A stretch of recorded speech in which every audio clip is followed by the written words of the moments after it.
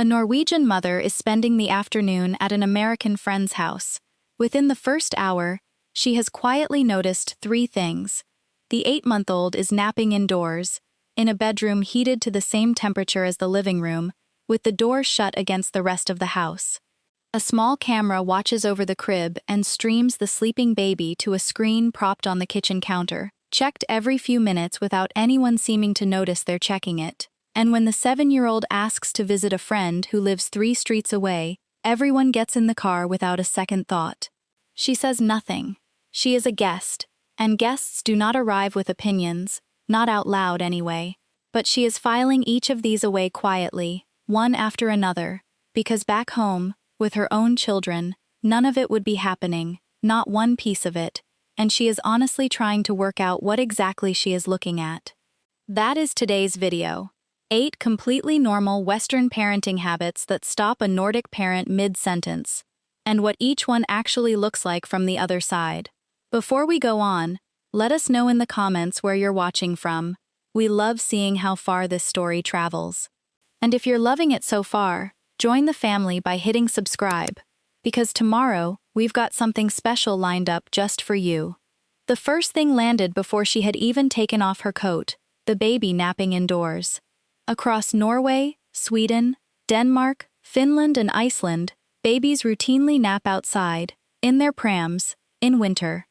Parents bundle them into wool and down, park the pram on the balcony or in the garden, and let them sleep in air that would make an American pediatric waiting room gasp. Daycares do the same thing at scale, lining prams up outside in rows, each one containing a sleeping child.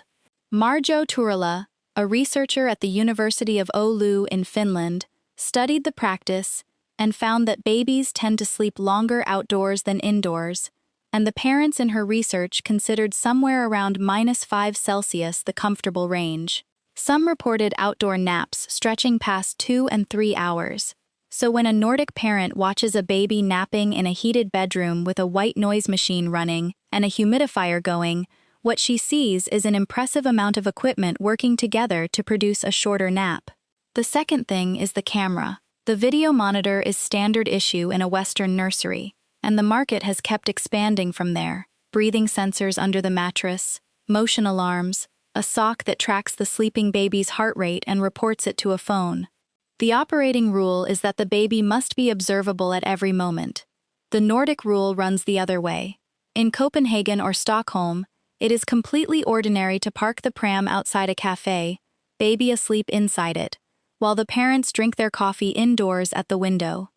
The most famous collision between these two rules happened in New York in 1997, when a Danish mother named Annette Sorensen left her 14-month-old daughter in a pram outside an East Village restaurant, exactly as she would have done at home. Someone called the police. Sorensen was arrested. Her daughter spent days in foster care, and the charges were eventually dropped. 2 countries looked at the same pram on the same sidewalk. One saw an abandoned child. The other saw a baby getting fresh air while her mother ordered dinner. The third thing is the car ride to a house 3 streets away. In Finland, children commonly walk or cycle to school on their own from around age 7, in the dark half the year, and this is treated as an ordinary developmental milestone. In parts of the United States, the same behavior can trigger an official response. In 2015, a Maryland couple, Danielle and Alexander Mitiv, were investigated by Child Protective Services for letting their 10-year-old and 6-year-old walk home together from a neighborhood park about a mile away. They were eventually cleared, and the case made enough noise that Utah passed a law in 2018 explicitly legalizing what had come to be called free-range parenting. That last detail is the one a Nordic parent finds hardest to process. A legislature sat down, drafted a bill, held votes, and passed a law to confirm that children are allowed to walk. The fourth thing is weather as a cancellation. Rain empties a Western playground within minutes. In many American school districts, recess moves indoors once the thermometer approaches freezing. The Nordic position is a saying every Scandinavian child can recite before they can spell it. There is no bad weather, only bad clothing. Nordic outdoor kindergartens run on this premise. with children spending up to 80% of the day outside year-round, eating lunch in rain suits, learning early that a wet mitten is a solvable problem. And the gap really is about the clothing, in the most practical sense. A child in cotton is cold and miserable at 2 degrees. A child in wool base layers and a proper shell suit is comfortable at -10. And the Nordic parent, watching recess get cancelled, mostly wants to ask what everyone is wearing. The fifth thing shows up on the refrigerator door: sight word flashcards for a 5-year-old. Daphne Basok, a researcher at the University of Virginia, compared American kindergarten classrooms in 1998 and 2010 and found that the share of teachers who believed children should learn to read during kindergarten rose from 31% to 80% in that window. Formal reading instruction now starts at 5, sometimes 4, with worksheets to match. Finland starts school at 7. The year before that is preschool. And preschool is play, on purpose and by national design. Finnish teenagers have then spent much of the past 2 decades at or near the top of international reading assessments, which suggests the 2 extra years of childhood were never the obstacle.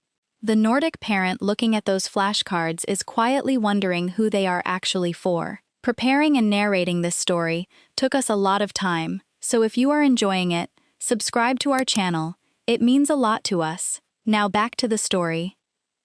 The sixth thing is a phrase: be careful. At the American playground, our visitor hears it roughly every 90 seconds, delivered to children who are, at that moment, standing on rubberized safety surfacing beneath climbing structures that have spent 40 years being lowered, padded, and rounded off. Ellen Sandsetter, a professor at Queen Maud University College in Trondheim, has spent her career studying what she calls risky play, climbing at real height, moving at real speed, handling real tools. Her research suggests that children given controlled exposure to manageable risk develop better risk judgment and possibly fewer anxieties than children who are kept from it entirely. Nordic supervision is built around that finding. The adult stands close, stays quiet through the wobbles, and steps in for genuine danger only. The caution itself, a Nordic parent understands completely. The narration is the part she files away, because a child who hears "be careful" every 90 seconds eventually stops listening for danger and starts listening for the adult. The seventh thing is the scoreboard at the under-8 soccer game, along with the league table, the travel team, and the parent filming from the sideline with running commentary. Norway approached children's sport from the opposite end. The Norwegian Sports Confederation has formal, binding rules for it. No published results or rankings before age 11, and no national championships before 13. Children play everything, switch sports freely, and nobody keeps official score on them until their bodies and their interest have had years to develop. Then this country of 5.5 million people keeps finishing at or near the top of the Winter Olympics medal table, which raises an awkward question about how much developmental work the under-8 scoreboard was ever doing. The eighth thing reframes the previous 7, and our visitor saw it at daycare drop-off, a 12-week-old baby being handed over at the door. According to the OECD, the United States is the only rich country without a national paid parental leave scheme. Leave, where it exists at all, usually comes from an employer, and for many parents it runs out around 12 weeks, sometimes much sooner. Sweden gives parents 480 days of paid leave per child to divide between them. Norway offers roughly a year at full salary. So the Nordic parent at that drop-off is careful with her judgment, because this particular habit was never chosen by anyone standing in that hallway. The American mother handing over a 3-month-old is following one policy. The Swedish mother pushing a pram through a quiet Tuesday afternoon in month 9 is following a different one. 8 habits, and the same honest conclusion this comparison series always lands on. None of these Western patterns are irrational inside the environment that produced them. The baby sleeps indoors because nobody builds pram shelters, and because a pram left on an American sidewalk gets the police called on it. The 7-year-old rides in a car because the streets were engineered for cars. Reading starts at 5 because admissions anxiety flows downhill, 1 grade at a time. And the leave ends at 12 weeks because the law has nothing further to say. The Nordic versions work because Nordic infrastructure holds them up. Slow streets, long leave, and cold air, treated as part of childhood instead of a threat to it. That's our story. If you enjoyed it, hit like, subscribe, and turn on the bell. And tomorrow, more stories are waiting for you. Thanks for watching.